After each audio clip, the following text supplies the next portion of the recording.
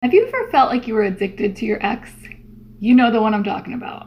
The narcissistic, abusive, toxic ex. Yeah. It's actually common to feel that way. And there's a reason for it. That reason is called the trauma bond. And we tend to beat ourselves up over this because there's no logical reason why we would feel this way. If you can tell yourself you know that person has hurt you and you know you don't want to go back to them, but you have these feelings, it's almost like your feelings are working against you. And it's not your fault. Someone on the outside, they're not going to understand. So don't worry. At this time, don't worry about what anyone else thinks. Understanding this process is the first step to getting out of it. So let's dive in and talk about how the trauma bonds are formed, why it's not your fault, and how to start moving away from them. Stay tuned.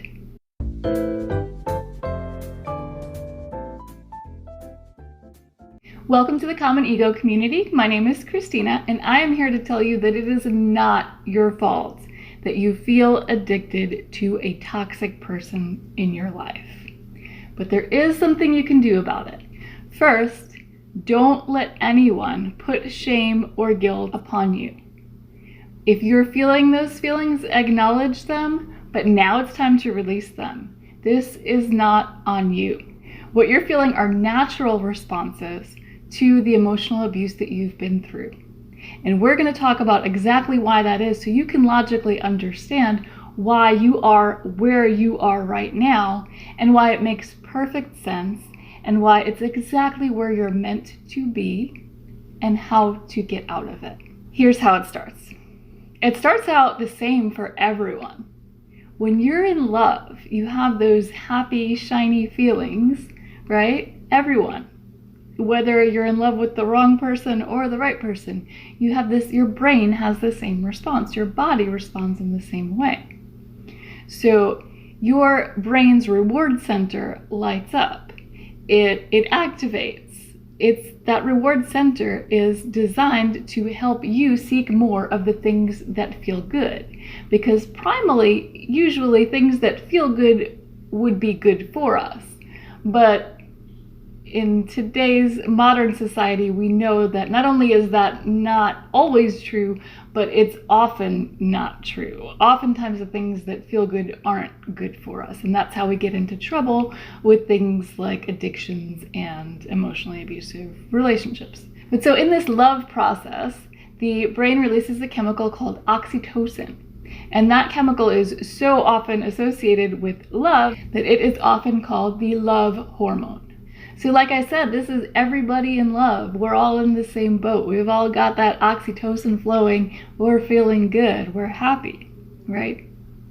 But here's where things change when you're with somebody who's emotionally abusive. Eventually, when the abuse begins, the brain responds in a different way. When someone you love traumatizes you, your brain and your body react in a different way than you would if somebody, a stranger, traumatizes you. You're not likely to develop a trauma bond with a stranger.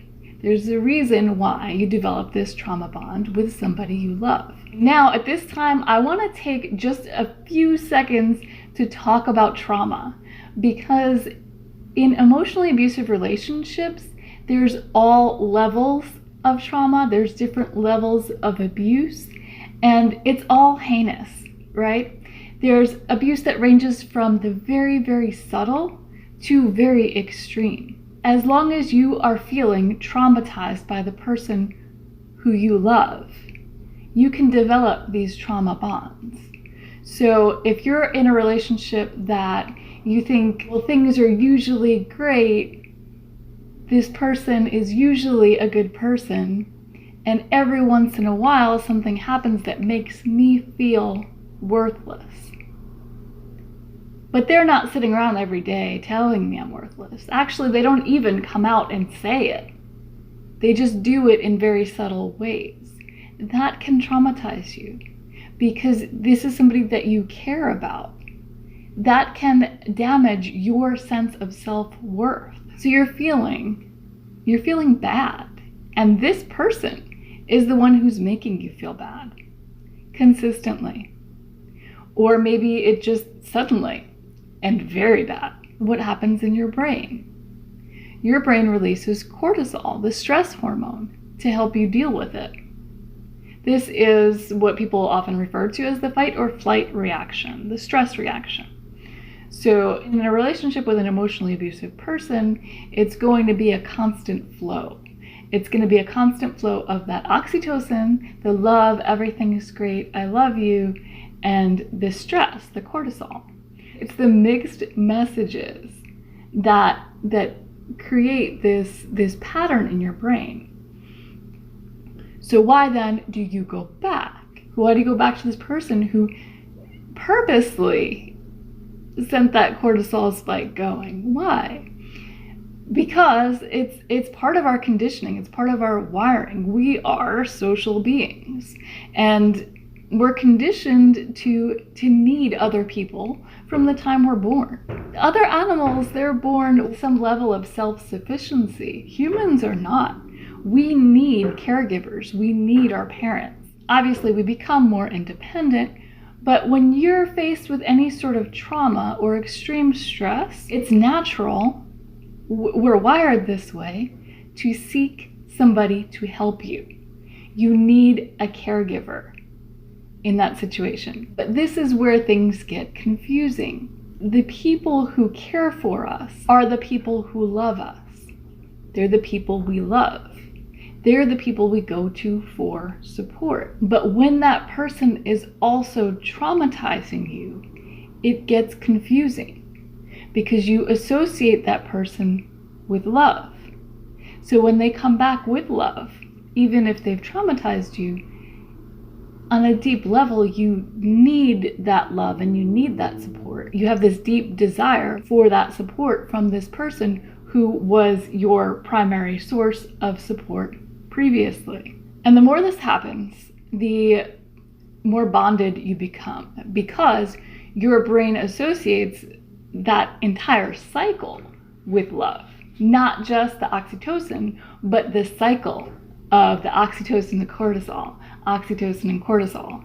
You associate that whole pattern with love. You become almost addicted to it.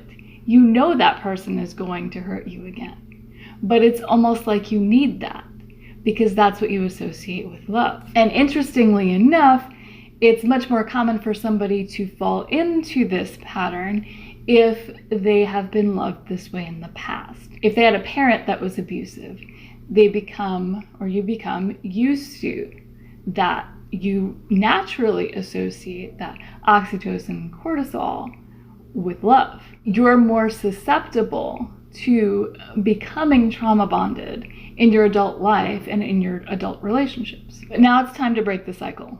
It is time. We're breaking it. And I have some amazing news for you. You've already started.